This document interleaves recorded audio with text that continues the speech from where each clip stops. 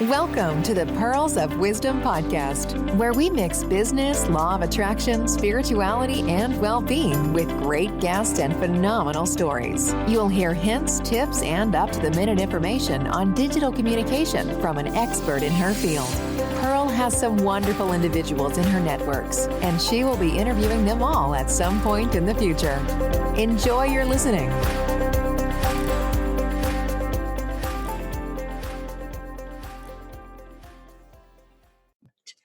Hello and welcome to Pearls of Wisdom. Now, I've got a very, very special guest today. This lady and I have been connected for quite a while, but it's the first time we've actually got to have a proper chinwag and a chat and put the world to rights. She is phenomenal. She really is. The lady I'm speaking to today is Julia Ngapo. And she's a business coach. She's also a whiz with social media, and she's a whiz at quite a lot of things. So we're going to learn as we go through.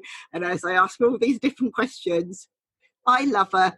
I think you're going to learn to love her too. And as I say to all the listeners, pen and paper ready, because we're going to have so much great information that will be shared. Make sure you write it all down. Julia, welcome. Thank you, Pearl. It was so lovely to be here. Thank you. We've been connected on LinkedIn for quite a while, and then coming together to actually have this chat, and the listeners know, I'm getting goosebumps already. It's going all across my back. So the energy for this call is just going to be brilliant. So thank you. Yeah. Thank you. I'm going to jump straight in so that the listeners get to know a bit about you. Julia, can you describe your career path to date, please? Yeah, sure. When I left school, I wanted to study law. So I'd sort of had enough of academic education, and I wanted to get out into the real world. And I always sort of joke with people in that I say that I think I viewed my place in the law, if you like, the impact that I was going to have on the legal world, as sort of seeing myself as the Mother Teresa of the legal profession. Of course, real life isn't like that, and we know that. I'm sure there are some fantastic Mother Teresa-esque lawyers in the world, but for me, no, it was very different. So I found myself at sort of 21 years of age, working for what was then quite a large legal practice in the southwest where I live. And I was extremely, extremely unhappy. I was really badly bullied by my principal. And I remember distinctly one occasion where I was stood, and it was one occasion out of many, where I was stood in his office and he threw retainer file, one of the files that go inside a filing cabinet with the metal hooks on it, threw that across the room at me. And I remember it whistling just past my eye as it fell to the floor. And, within 6 weeks of taking that job, I was looking for another one. Wasn't happy at all. And I think it's the nearest I've got in my life to some sort of breakdown. Unfortunately, the country was going into recession at that time. So there weren't that many openings for trainee roles. So I ended up staying there sort of two years until I'd really had enough, couldn't do it anymore. And I left without another job to go to. My self-confidence, I think at that stage, was at an all-time low. As anybody will know, if you're in a position where you're told that you're no good and everything day on day, then you do start to believe it. It was very difficult not to believe it. So at 21, 22, I was out of work, and I decided I'd start my first business. I'd become self-employed. So I used the legal knowledge that I'd got, and I set up as a freelance law librarian. In those days, we're talking about when dinosaurs roamed the earth. Lawyers had libraries which were paper. Books were paper; they weren't online. And they had huge libraries, and those books needed regularly updating. They were sort of almost like lever arch files where you took pages out and put pages in to as the law updated. So that's what I did, and I worked between Westminster and Exeter and Bristol, and split my week accordingly, and I loved it. I was good at it. It was just fantastic to be able to sort of dictate when I worked and who I worked for. And then fast forward a few years, I started a family with my husband, obviously, and had 2 children. I was then at home for, I think, 8 years total, until my youngest daughter went to school. And then at that stage, I knew I was by then a single parent. My marriage had been very controlling. My husband was very controlling. So I was on my own with 2 young children, and I didn't quite know what I wanted to do, but I knew financially, above anything else, I needed to go out and get a job. And at that point, my parents, who had started a business when I was 11, stepped up and said, well, why don't you come and work for us? Now, I suppose I should point out that I had, call it intuition, call it gut instinct, whatever you want to call it, but I had always wanted, my dad is my absolute hero, and I had always wanted to work with him. And in fact, it went further than that. It was this concrete belief that I should work with him, that my place was to work alongside him. And whilst I was going through all this crap within the legal profession, I'd actually spoken to them a number of times and said, look, couldn't I come and work for you? I'll do anything. I'll clean the toilets. I don't care.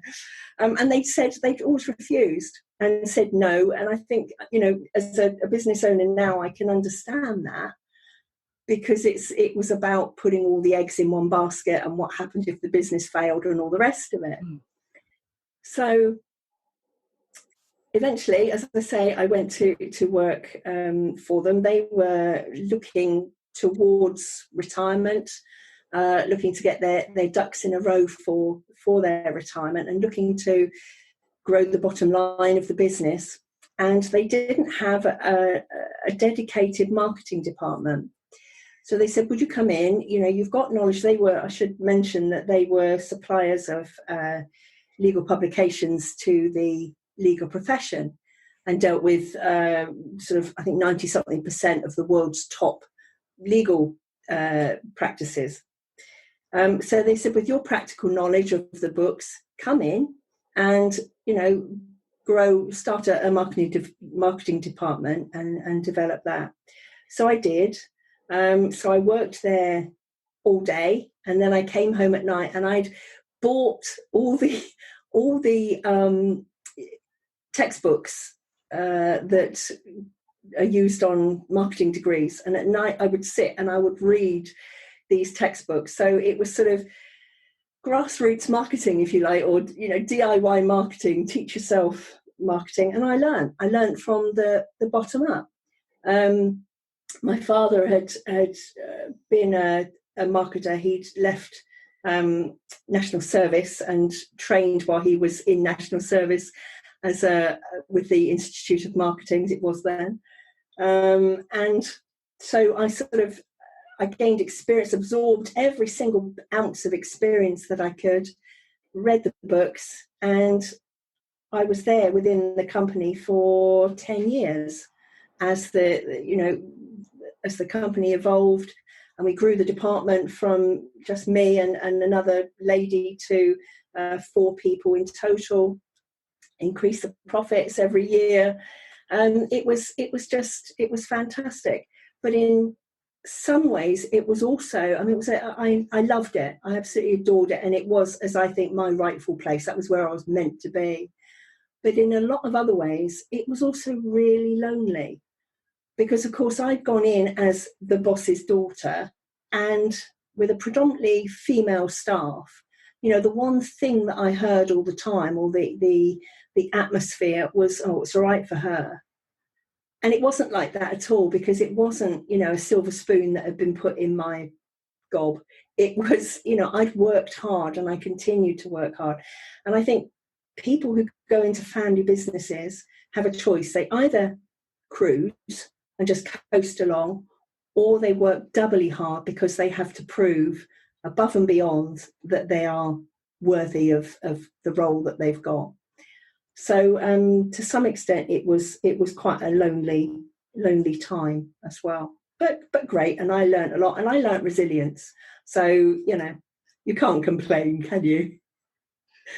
And then fast forward another few years, and I'd met my now husband.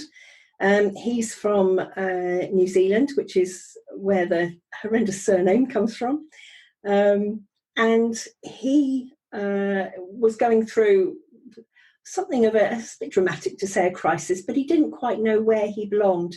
He'd come over from New Zealand as a young whippersnapper on what the Kiwis call an OE, an overseas experience or gap year, and he hadn't gone back to New Zealand.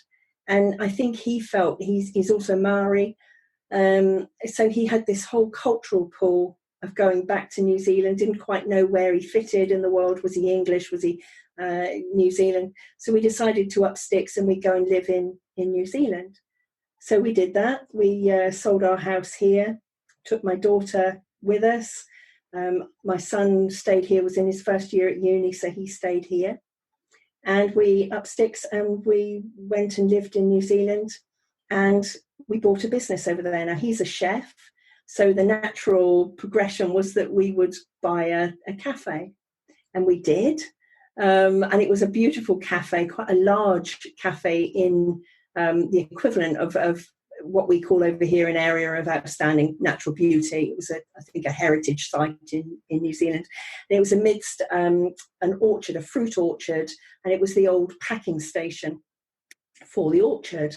So we ran that, we started that. My husband did all the practical things, all the cooking, the menu design, everything else. Apart from the baking, I did the baking because he maintains I'm a better baker than he is, and I remind him regularly. And I did the back office stuff, the marketing, everything else. And I think the biggest shock was the difference between a business in New Zealand and a business here. And I sort of naively thought, well, it'll be pretty much the same in New Zealand as it is here. Having gone through the whole sort of due diligence process of selling a business over here, it was quite a shock to go over to New Zealand. And I remember walking in, we paid our money, we got the keys, walked in on the first day, walked into the office and opened the filing cabinet, expecting to see staff records, for instance. There was nothing in there. The cabinet was empty. There were no records. There were no financial records. There was nothing.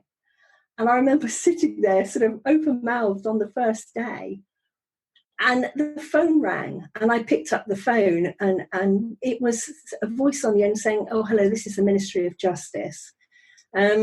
Your employee, Joe Bloggs, hasn't been paying the fines, the attachment of earnings that they've had from this criminal offence." And I knew nothing about it, and that was we really did have to sort of hit the ground running. It was an amazing learning curve, very steep learning curve. But I remember this was sort of at the time when Instagram was sort of just coming into its own and wasn't really used too much for business. And I remember posting a picture on Instagram and walking into the kitchen the next morning and saying, "You'll never guess who's liked my picture. It's Peter Andre." And it really was Peter Andre, blue tick and all.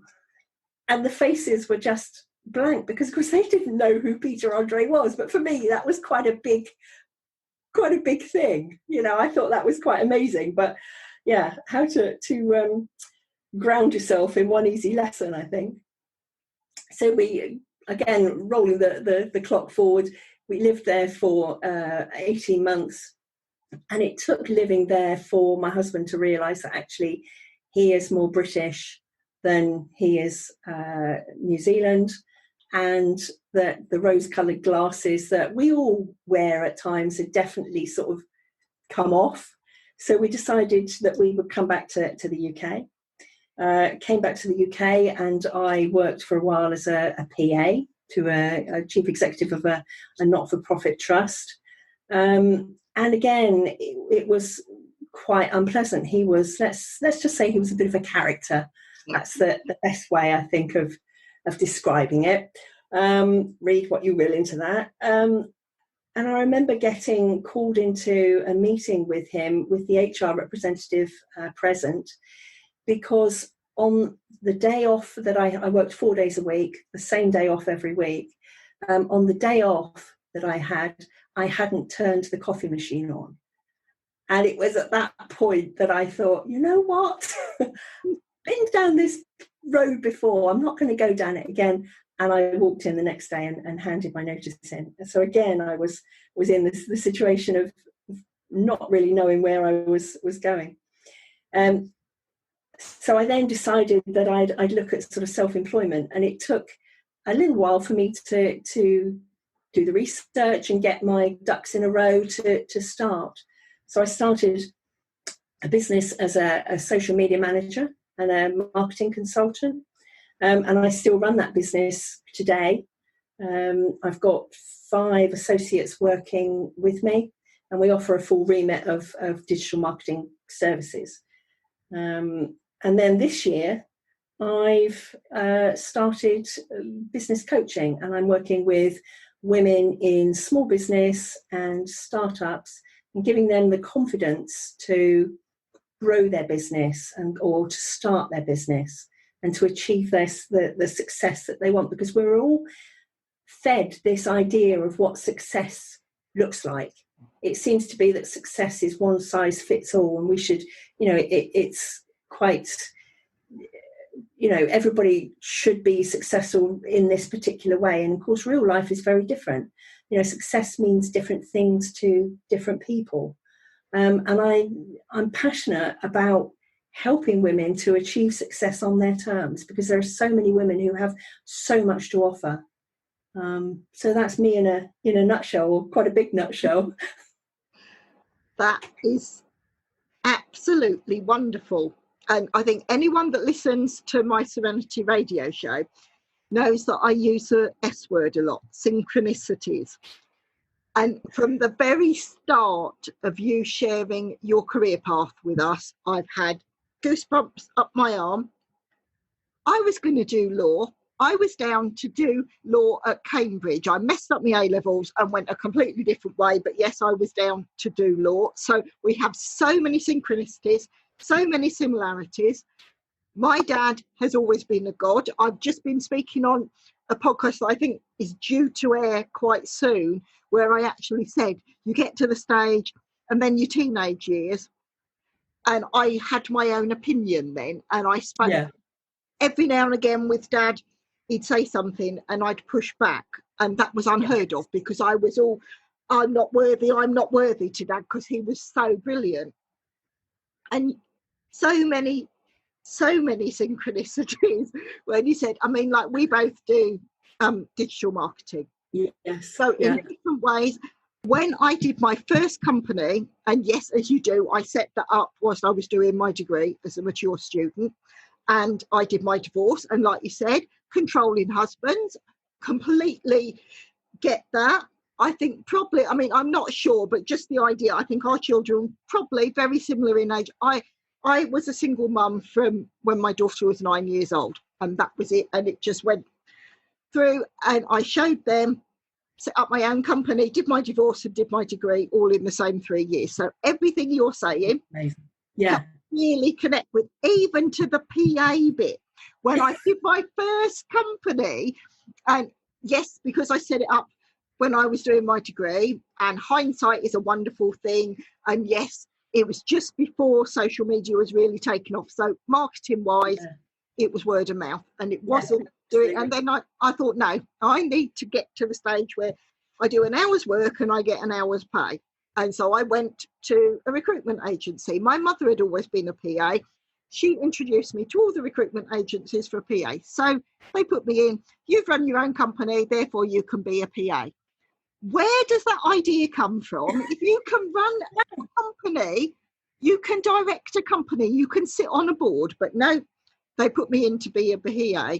Yes, I was lucky. I fell into some really massive companies like Network Rail, quite a big company. I ended up PA into one of the directors there. Yeah. Yes, I can relate exactly to what you've said. Let's say they weren't exactly brilliant. I can remember I went in and I was being brave. I was on my self-help journey, and the book said the things I picked up at Euston Station. So I picked it up from W.H. Smith, and I'd read the first page, and it said, ask your peers, ask the people you're working with to give you feedback. So I was all happy, and I thought I was all brave. So I went in there, and I was in there for my one-to-one with the director that I PA'd to, and he looked at me and he said, "You're pretty crap, really, aren't you?" And I, oh my God. And he said, "You're rubbish. You can't do this. You can't do that." And I thought, "You cheeky git," basically. And I sat there for the rest of the day and I cried. I tried to do the work, and all these people kept coming and speaking to me and saying, "He doesn't mean it. He doesn't know you. He does," because behind the scenes, like, it turned people away with 5 minutes notice. I'd have all this stuff, and because I was bored doing the role, I'd research all the companies. So if he was coming in, the company that was coming in to speak to him, I'd do a whole brochure for him ready about what the high bits were, where the wasn't working with the company, and the key attributes that he then have already when he did the thing. And then certain people like Gartner, one of the top IT consultancies, this one person was a salesman at the time, would come in every month and speak to this boss. And then my boss would say, 5 minutes, he'd be sat there, the Gartner man would be sat next to me, ready to be called in, and my boss would come through and say, "I'm too busy, cancel it, just cancel it." And I'd have to talk to this bloke that with and everything. I'm still in contact with that person, and he is now a senior director at Gartner, and we touch base and we go and have coffee and everything, and just everything you're saying. This is where the synchronicities, and I say to the audience, you know, the people I interview, this is where the energy is. We have so much in common.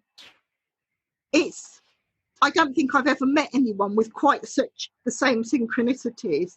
No. Background. And it is, I mean, and this is just the first question. Can you imagine?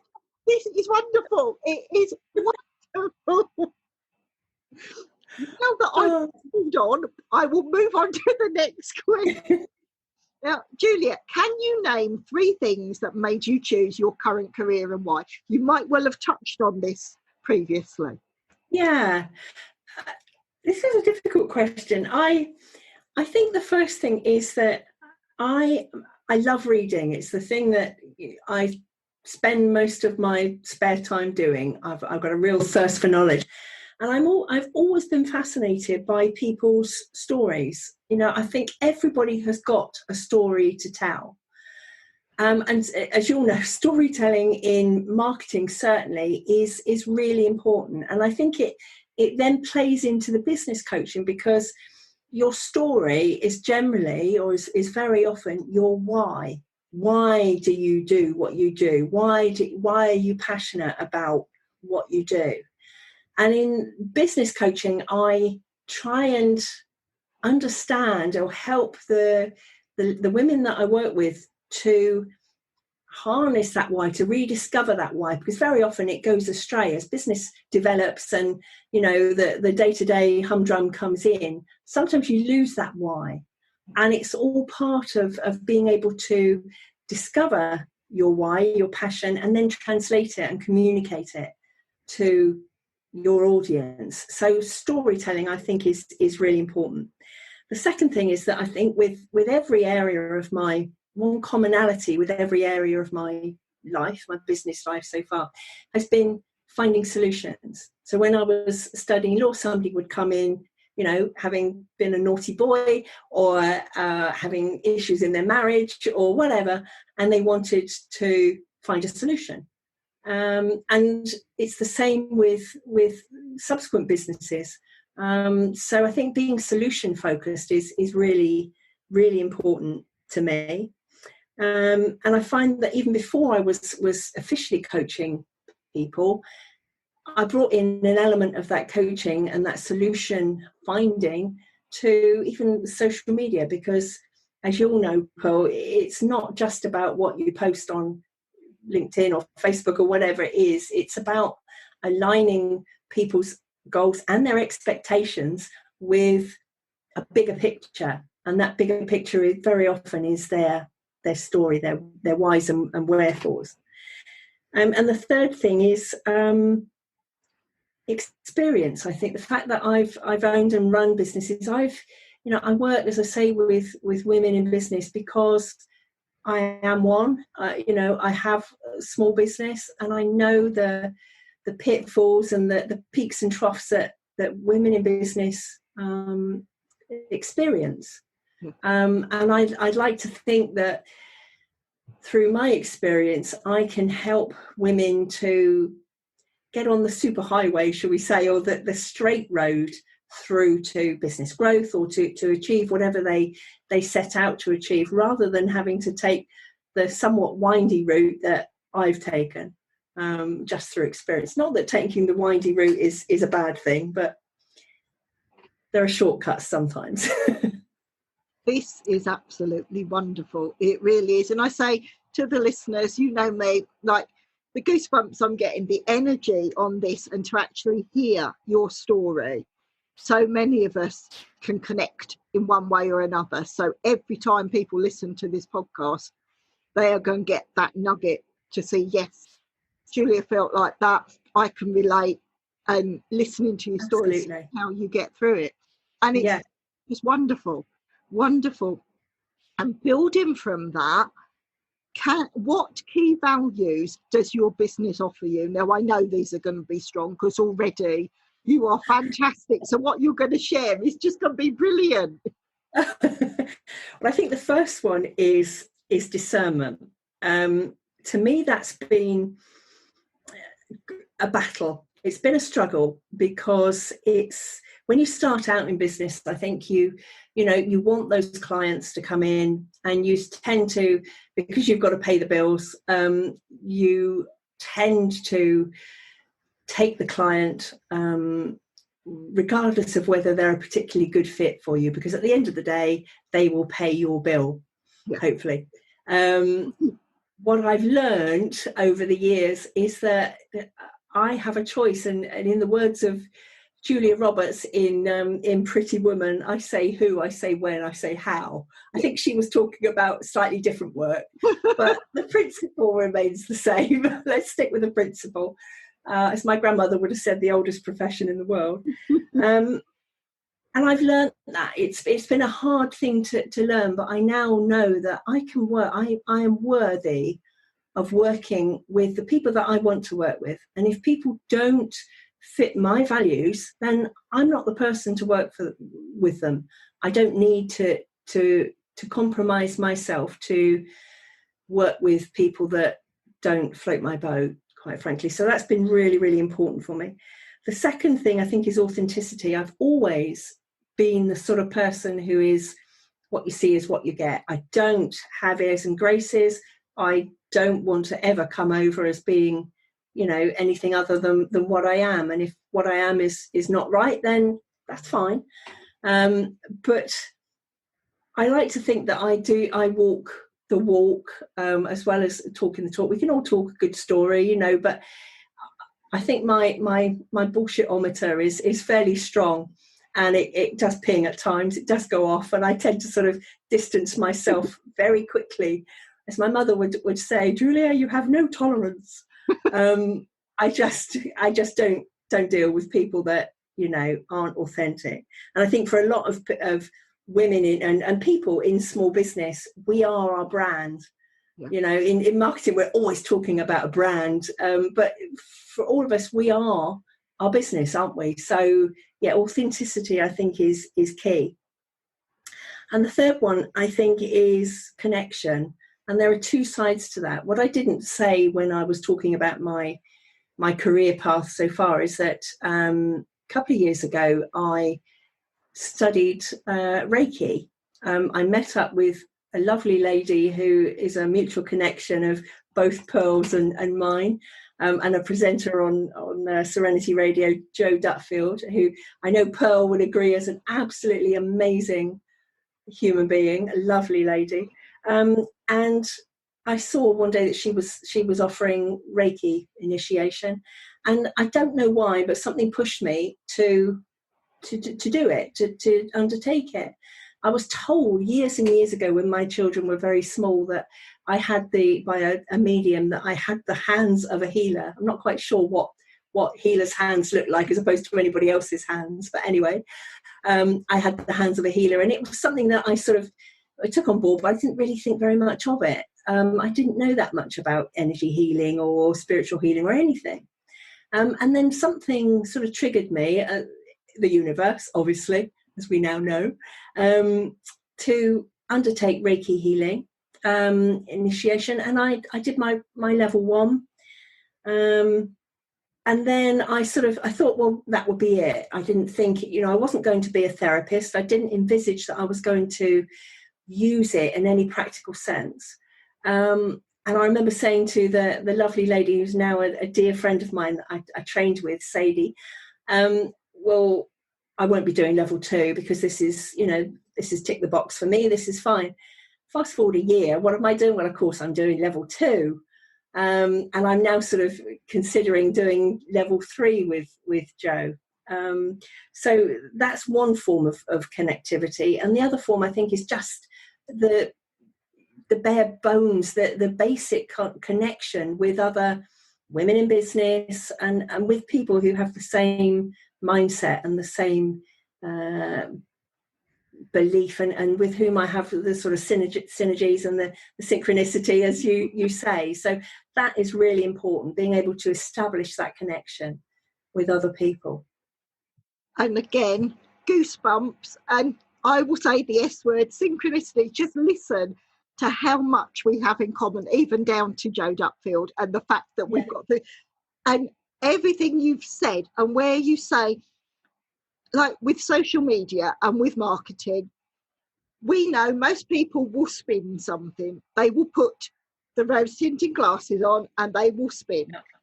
And there's times like to actually be authentic, because with social media, and how many times do we hear that term fake news, where most people can't even tell the difference? When you see someone on social media, they've bigged themselves up to be an influencer, to be this fantastic person, and it's a complete load of rubbish. And that's what really annoys me in our profession. Yeah. When I talk to people about social media and everything, and they go to the big brands to actually pay probably 5 times more than I charge to actually do a social campaign, and then I say, right, look at my social network. I have built it. I stand by my beliefs, and my social network reflects what I can do, that I can do it. You go to these big PR companies, and 9 times out of 10, you get a graduate doing the work for you. But yes, exactly. They might well have grown up with social media, but social media for personal use and social media for business are 2 completely different things. Oh, you're talking my language. This is where, when you say to be authenticity of that, yes. That's what really, really gets my goat. And then you've got people, you and I, that are experts in our field. We have got the knowledge and the experience and the testimonials to back it up. And you go out with a set fee. I did a 3-day challenge a couple of months ago. And then I launched my fantastic course mastermind afterwards. And I said my figures. Huh. I'm not sure I understand. Oh, there goes Siri. Sorry, people. I said my figures, and it was tumbleweed. Everyone sort of sat there and went, oh. And I'm thinking, yes, because that isn't my tribe. They connect to me because, yes, we're aligned and we're doing similar things, but that doesn't mean they're the tribe that are going to be my ideal customers and clients. No. And it is, and this is where like the social media people, everyone thinks they're a social media expert because they've done it on the personal level. And then people go out for pittance and say, oh, I'll do that. And then you come in with your figure because you know and you understand and you're grounded in the subject. And they all run off and use the cheaper version. And then 6 months later, they come back to us and say, it didn't work. I've got a terrible thing. I now need to look at brand reputation. Can you help me? And this is what we're up against. That's the authenticity. And I can connect in so many ways in what you're saying. And it's almost, we're different sides of the same coin. Everything you're saying, I can back up. Through. And the whole spiritual side as well. The amount of people now that are saying to me, business, law of attraction, how can that go together? And then they say, but you're making it work. And what I share on the Serenity Radio show, it's, to me, it's a natural mix. And, and working for ourselves, it's almost when you get to the corporate machine, they're so driven. They don't step back and think of feelings. So everything you've said there for your values, so on point. And to the listeners, I know you've already seen it is pure gold dust. This interview is pure gold dust. So just thank you. And I'm going to say this a lot through this, but thank you. Thank you for sharing. Thank you, Pearl. I'm now going to move up. This question I just throw in to see. It's one of the corporate questions I used to ask CEOs when I did a blog. So that probably makes a bit more sense. Julia, what keeps you awake at night? Obviously, the first thing that comes to my mind is family. It doesn't matter what age your children are. The problems just change. The worries just change. So primarily, it would be family, worrying that my kids are safe and all the rest of it. But apart from that, I think when I switch off, and I never actually totally switch off, I think because I'm so passionate about what I do, that I go to bed thinking about work, not worrying about work, but thinking about work, and probably thinking about making sure that I'm giving as much value as I can to my clients. Could I have given them some more information? Could I have worded something differently so that it would have, given them another pointer or whatever? So I think that's sort of what keeps me awake more at night. And then it's the time when I do partially switch off and I get inspiration. I'll suddenly wake up in the middle of the night and think, that's a really good thing to do, or to, I'll do something on blah, blah, blah. And so I don't at the moment, I need to keep a notebook by my bed, and I keep forgetting, which means that I have to try and open the notepad on my phone and, in a myopic state of semi-sleep, try and, remember what it was that I wanted to post. Otherwise it will be gone in the morning. And this is just wonderful. And again, the synchronicities. I was having a discussion with a previous guest, and it was earlier this week. And when I asked this question, what keeps you awake at night? Sometimes I'm lucky and I can fall asleep. Other times, like you say, especially when I've had a good day and I've done loads of podcasts, or I've done different calls, or if I've done the radio show, and then I can't sleep because I'm excited. And I do try and fall asleep. As soon as your head touches the pillow, the ideas are going to come. My listeners know I call them downloads. I've always called them downloads, and they just come. And that's when, I know we shouldn't, but I'm techie, so I keep all the devices around the bed, and that's it. I can't sleep. I sit up, and that's it. That's when I start adding to a strategy. That's where the iPad comes out, and I'm working on it. So everything, yet again, synchronicity. We are so alike. Yes, my bed is surrounded by tech and wires and what have you. It's not great. I will move on to the next question. Again, it's so that the listeners can see when they reach out to you and want to work with you. Julia, Where and how do you work best?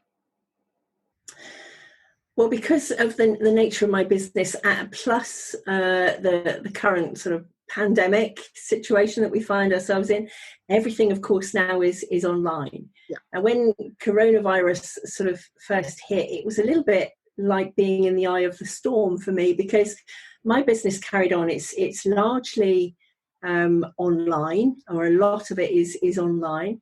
And so it was sort of like watching the world go into chaos around me while I just sort of carried on business as usual.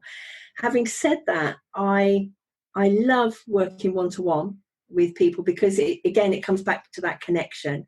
I like, being face-to-face with people, because you can just, I don't know, you can't get that, or it's more difficult to get that connection through a screen.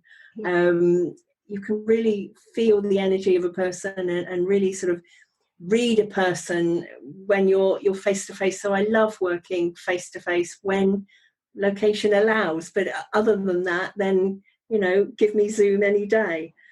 I think I've in a sort of geographical sense, I've earned my stripes, and I now relish the fact that I can work from home in the beautiful South Somerset countryside. I've worked enough years in noisy offices, putting up with other people talking and shouting and having strops and all the rest of it, all the joys of office life. And I can now choose to work in my office in peace and quiet. I've got podcasts, I've got music that I can listen to when I want to, if I want to. I've got silence. I relish the fact that I've now got choice, and choice is important to me. Oh, that is absolutely perfect. I just love it. Absolutely love it. Now, moving on from that, where you said where you like to work best, what tools do you use that makes your work life easier? Now, despite the fact that we live in a very tech age, and we're all sort of fairly au fait, or most of us are fairly au fait with some element of technical stuff, I'm still old school, and I still love pen and paper. I love making lists on paper, mainly because, we all have those days where you set out with the greatest of intentions. You're going to get, A to Z done. And life takes over, and suddenly it feels like you're in a negative balance. You're still struggling at 4:00 to start task A. So I think it's really important that lists are really important to me, because when I have those days, I can look and I can just note down the little things that I've achieved in the day, which actually might not amount to a hill of beans, but it's progress. There's still, any tiny step forward is still progress. Yeah. And I like the sort of dopamine hit of being able to tick things off that list and get through that list. Of course, the tasks come in the bottom. You never totally got a clear list, but no, I do like being able to check them off. It makes me feel super efficient. Oh, yeah, I can relate. I mean, yes, I go in as a digital consultant and they expect me. I sit around the board table and they've all got their computers. Yeah. And I get my Filofax out, and I'm afraid I've got a different size Filofax, a different size colour, but because my brand is gold and shiny, my Filofax is gold and shiny, and it always brings a discussion. And anyone that knows me, I'm an Apple girl through and through. I love my Apple products, but they all have to match.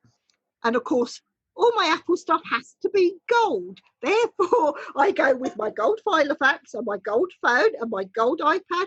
And even, my MacBook Air at the time, I know they brought it out and it's gold now, but my one has a gold cover because they only did it silver at the time. But everything you said, I can so relate. And doing the list is, I'm sat here with a pen and paper, and it's a fountain pen. It might be a disposable fountain pen. I have my posh fountain pen that I do all my journaling with, but there's something about putting pen to paper, and that's when I do my proper grown-ups squirrely. You're absolutely right. Yeah. I do like the calligraphy writing then, and I do all the squirrels. I can't always read what I've written afterwards.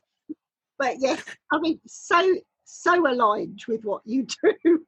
Yeah, I just don't think you can beat it. I just love everything. I mean, talking about filofaxes, I'm surrounded in my office by so many notepads. I have a notepad for every different task that I might do, every different sort of client that I work with. And I'm an addict. What can I say? Oh, we are so alike. So alike. I have piles.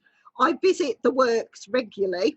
And now we're online. And if there's a nice book that I like the cover of, I have to buy 3 just in case someone else is going to grab it, because then I can do the notes. So like you say, I have one for my affirmations, one for journals, then one for clients and everything I'm putting together. We are so like, I mean, it's wonderful. It's absolutely wonderful.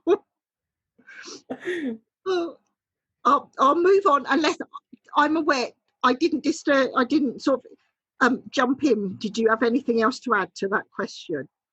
I think the only other thing I was going to mention was that, as I've mentioned before, Reiki, I didn't ever think that I would be using it in a practical sense, but I do. I use it every day in my work. And actually, when you go into said notebooks, you'll see the meetings I've had, for instance, that have been, or that I've perceived were going to be difficult, because you'll see Reiki symbols all over the pages where I'm, calling the energy in.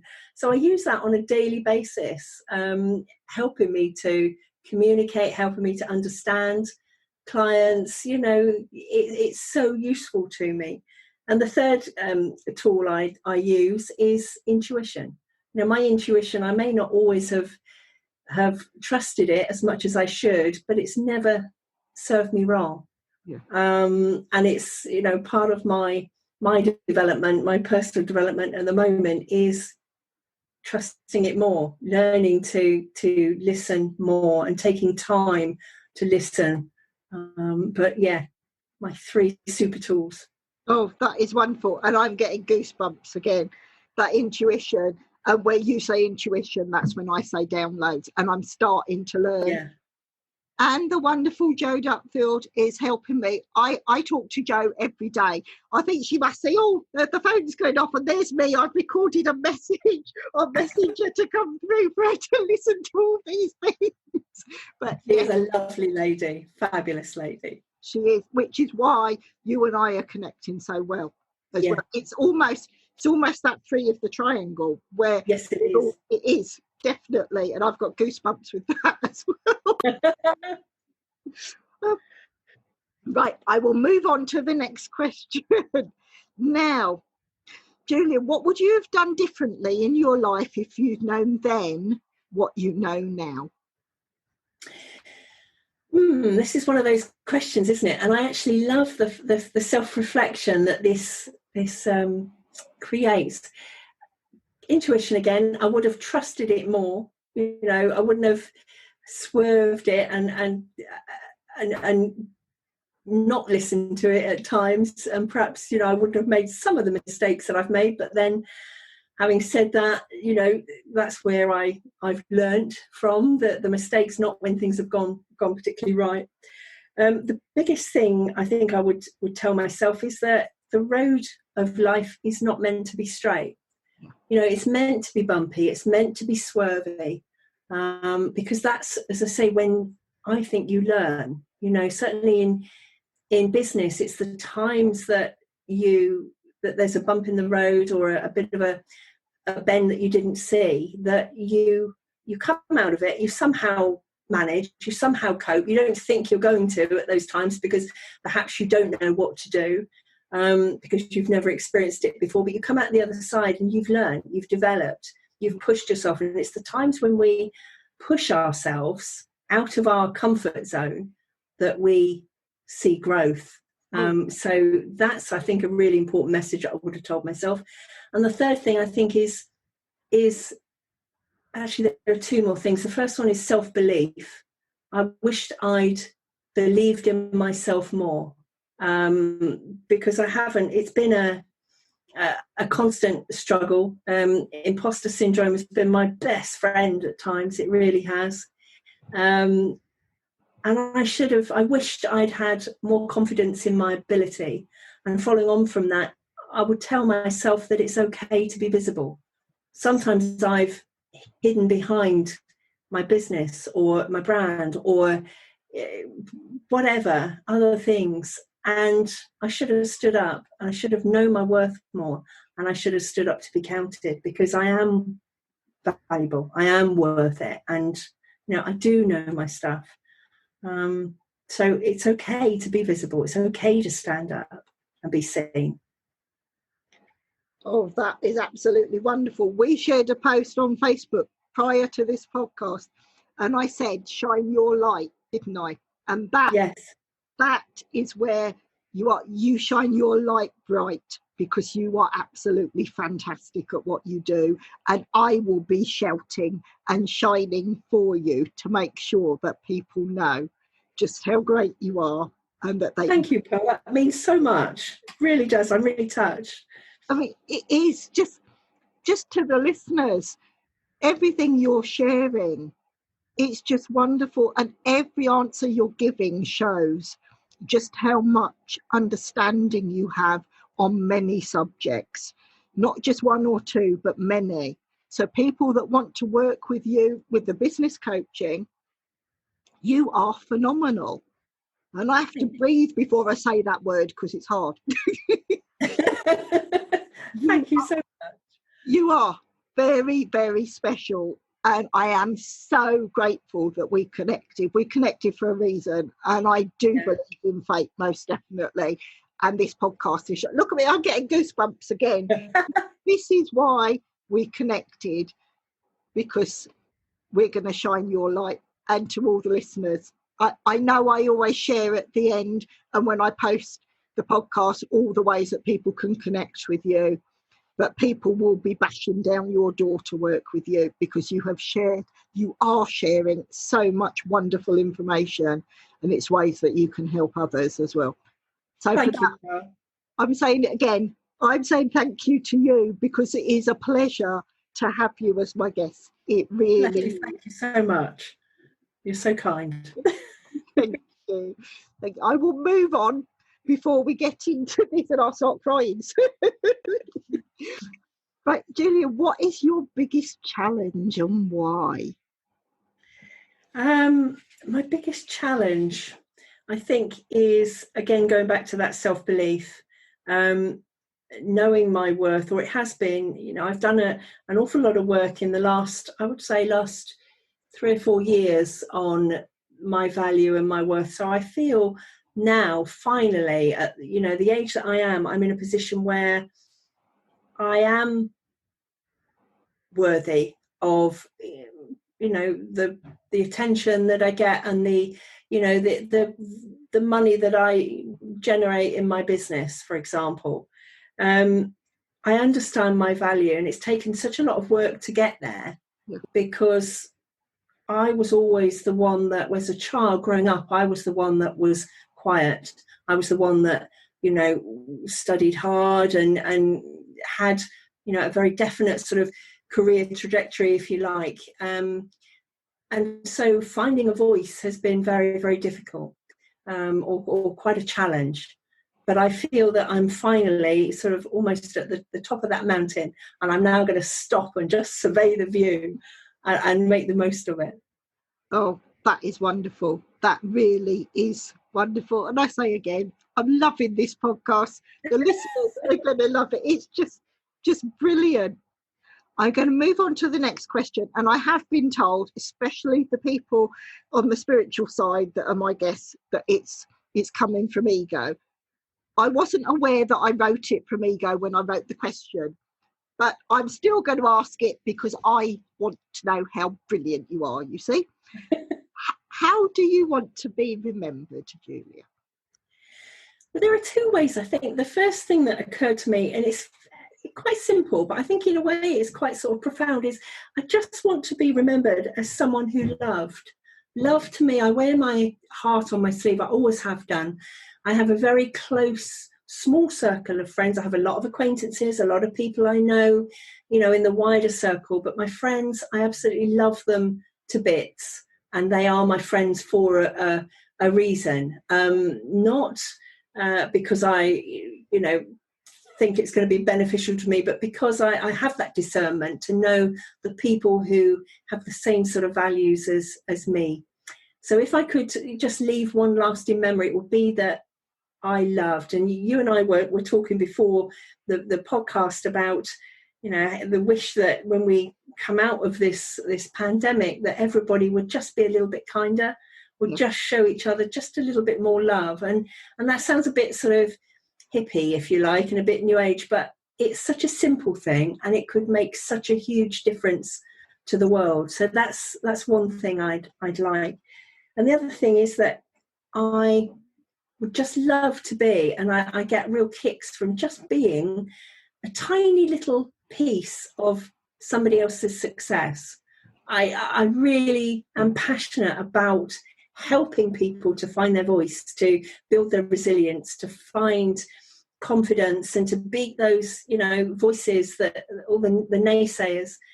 So if I could be a tiny little catalyst for people, then I think my job would be done. Oh, this is wonderful. And again, I go back to all the really good interviews I've done.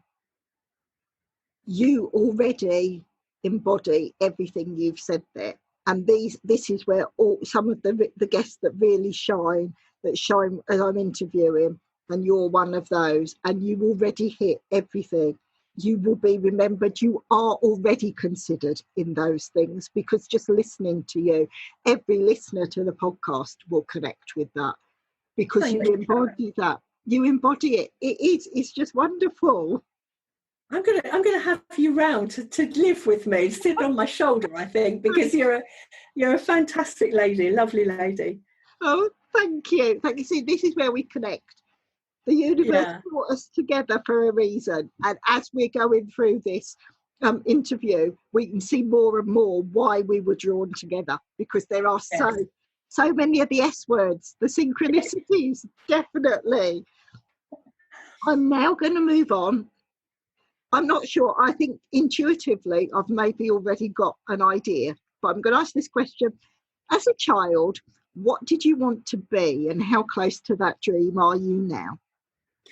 Well, I laughed when I saw this, or when I sort of worked out my answer to this question, because I was a child of the 70s, and I remember seeing the film International Velvet on the television with Tatum at the cinema, I think, with Tatum O'Neill, and I wanted to be a three-day eventer. Now, I think, you know, you can see how that turned out for me, quite frankly. But apart from that, I actually wanted to be it sounds really boring, but I wanted to be a lawyer from about 12 years old.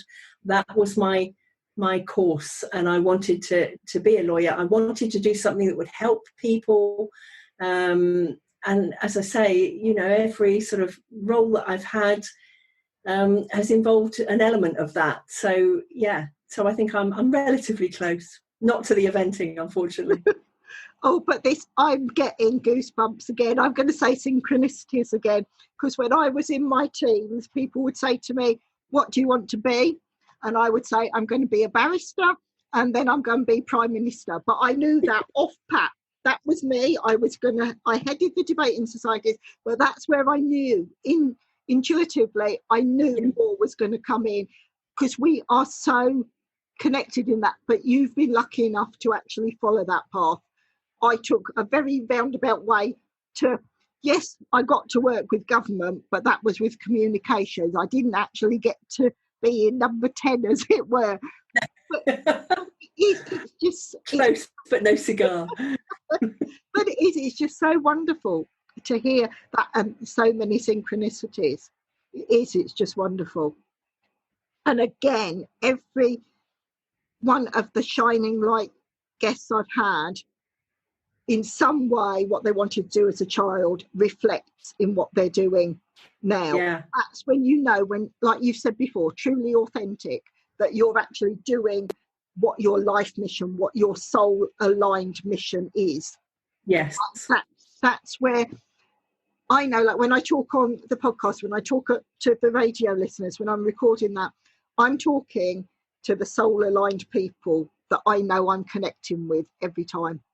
Absolutely.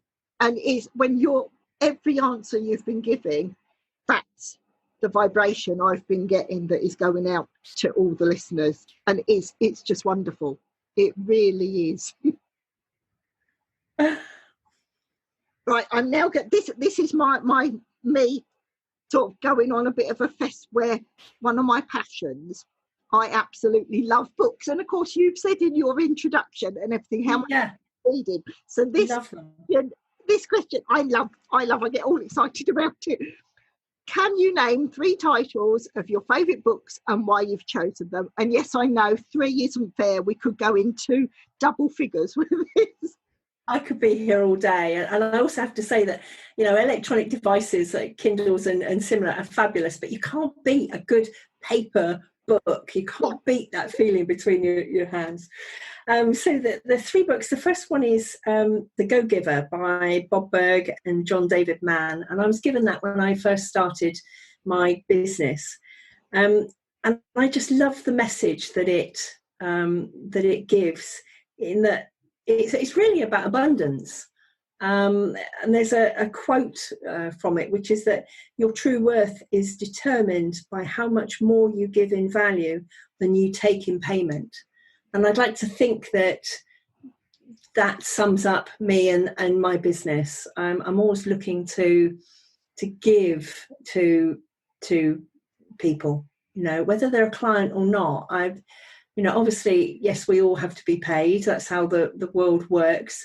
But it's about the abundance for me. So that's a really useful, it's a really easy read. It's a quick read, but it's a great book.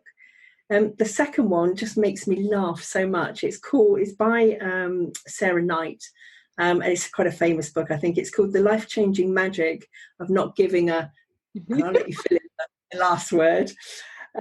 She's a Jewish woman living in New York, and it is just so funny and so well written. And it's just about stopping spending your valuable energy on things that don't serve you, on things that aren't going to give you value or give you some sort of return, and then concentrating instead on the things that do give you joy, and the power of saying no. And I think a lot of us struggle with that boundaries and saying no when we say, oh, okay, then, when really we mean, oh God, no, I don't want to do that. So that's a fantastic read. And the third one is by a bit of a girl crush of mine, which is Brene Brown, and it's Daring Greatly. And it's all about vulnerability and not paying attention to the opinions of the people in the cheap seats, which sort of ties in perfectly with, as I've said, the struggles with self-belief and all that jazz. So just fantastic. All 3 just fantastic books. Oh, absolutely wonderful. There's 1 or 2 there that I haven't read yet, but I'm going to. You probably saw me writing as you were. So I'm going to look in and add in, and it's just so good. I just love that bit, because sharing the love of reading, the love of books, like you've said, and it goes back to us with our notebooks as well, so we can physically touch the paper. Yes. And yes, a lot of the good books I have hardback. I have them in Kindle, and some of them I even have them on Audible as well, so I can mix and match depending on what. Yes. Yeah. But it is. I love this because knowledge is power. That used to be one of my favourite quotes. And knowledge. We've both been where we learn. You're talking about your journey for Reiki and everything, and it is. We're just learning. And it's lovely to actually enjoy all that knowledge. And those books are just wonderful. They really are. So thank you for that. Thank you. Hope you enjoy them. Definitely. Now, this is why it could almost go hand in hand with the book titles. But who would you say are your key influencers and why? The first one I think is is my father. You know, we've talked about how he is an absolute, you know, I worship the ground that he walks on. He's a great businessman, but he's more than that. He's a gentleman in business, and you don't find many of those. He's very quietly spoken, very soft spoken, very unassuming. He's not got a huge ego, and he's been probably the greatest influence to me. And he's a general all-round lovely man, and I still look up to him to this day, and I still go to him for advice and counsel to this day. The second influence, I think, is a personal one, is my grandparents. My grandparents on my mother's side were both had unexplored potential, if you like. My grandfather was a fantastic mathematician, was extremely fast with mental maths.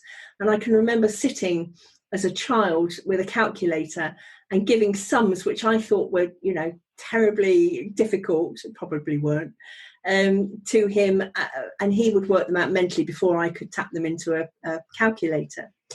And he actually, as a young man, got the chance of a scholarship to Christ's Hospital, the independent school in London, but had to refuse it because his family needed his wage.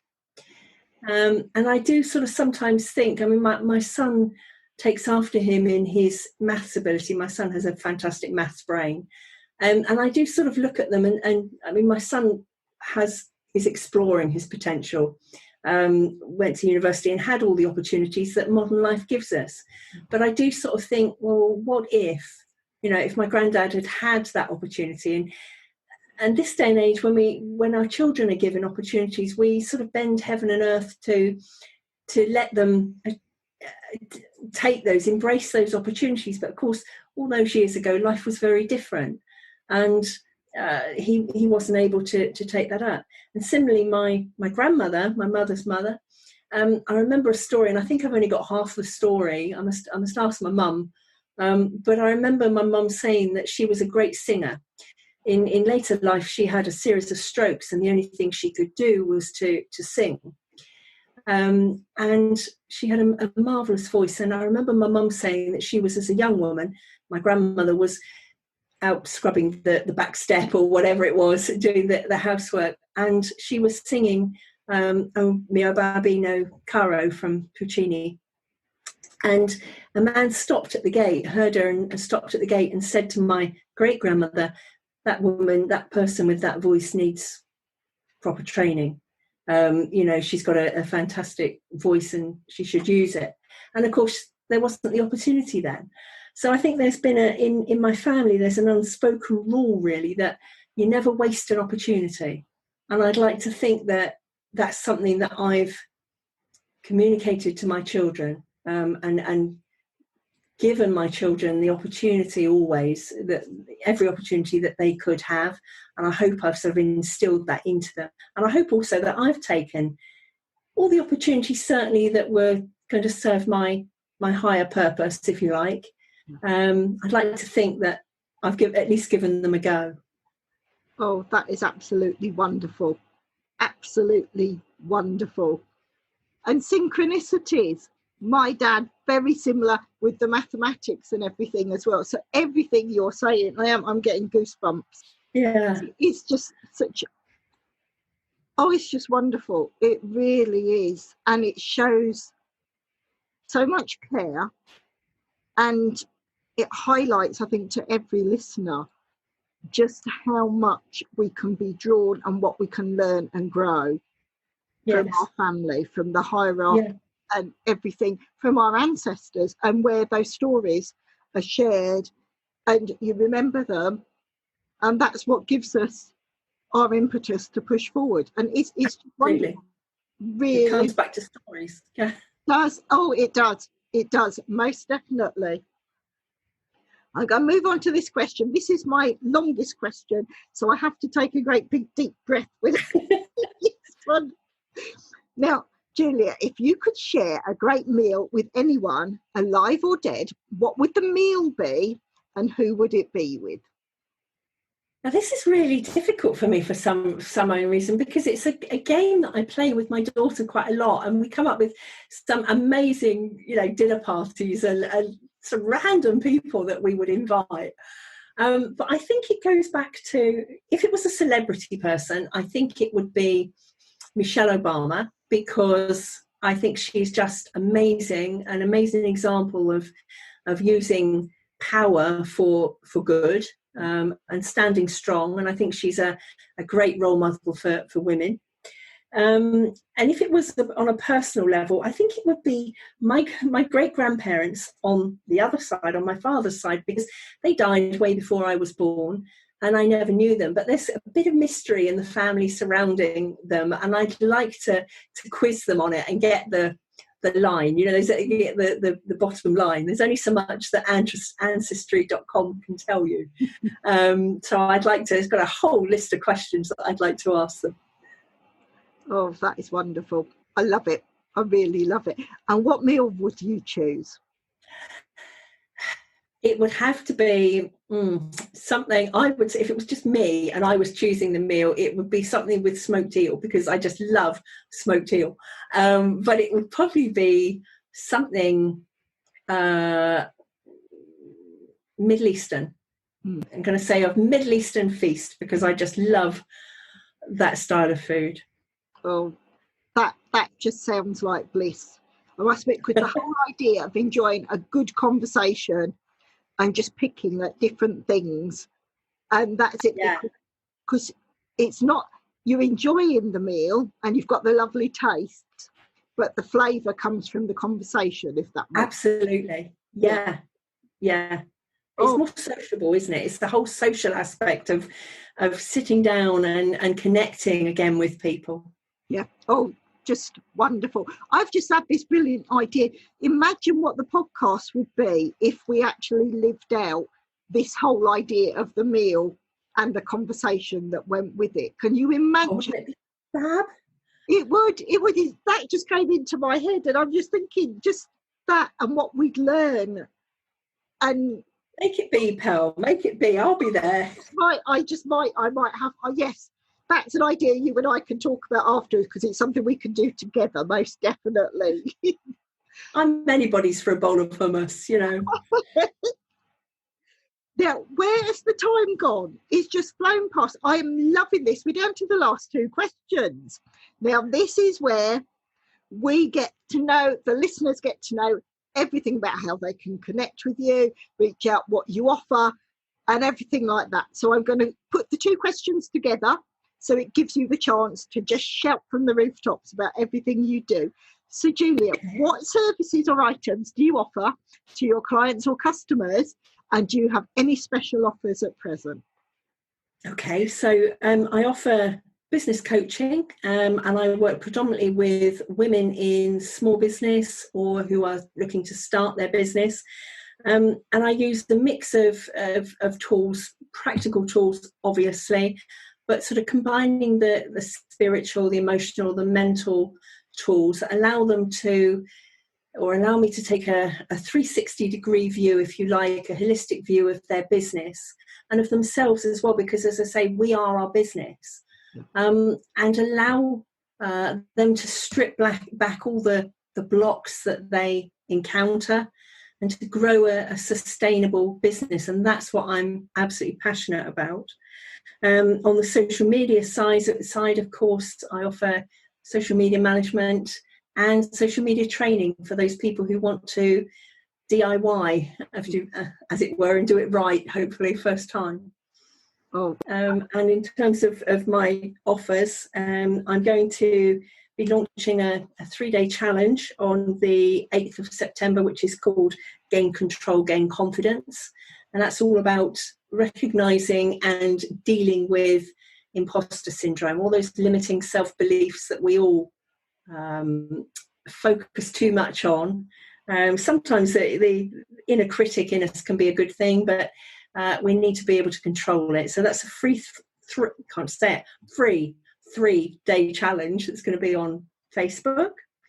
And then on the 24th of September, I'm launching my 6-week course, which is called Catalyst for Change. And that's about helping women to understand their values, understand their worth, gain clarity on their business vision, how to push forward, how to grow their business, and just empowering them with the tools you need, again, to create this business that is going to lead to success as you determine it, whatever success means to you.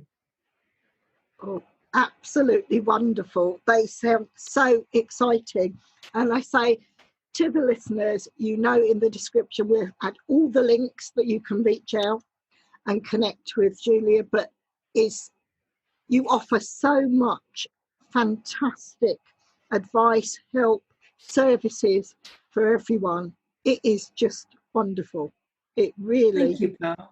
I really appreciate it. I've so enjoyed doing this and chatting with you, and I hope that we can continue the connection and build on it too, because you're such a lovely lady. Oh, thank you so much. And to the listeners, we will be building on it already. I feel a thing that we'll be working together and we'll be shouting from the rooftops, but that's going to be another podcast. So make sure you subscribe so you get to know. And it just leaves me to say to you, Julia, thank you. Thank you for being such an absolutely wonderful guest. The information you've shared, the synchronicities, the goosebumps, the energy on this podcast has just been wonderful. So thank you. Thank you, Pearl. I'm so grateful for your time and for listening to me. I've really enjoyed it. Oh, thank you. That is brilliant. Thank you. Thank you for listening to the Pearls of Wisdom podcast. We hope you have enjoyed the content shared. Please share with others who would like to enjoy these interviews and discussions. If you would like to support the podcast, please follow the link in the episode description. If you want to be a guest on the show, reach out and let's discuss next steps. Until the next time, enjoy your listening.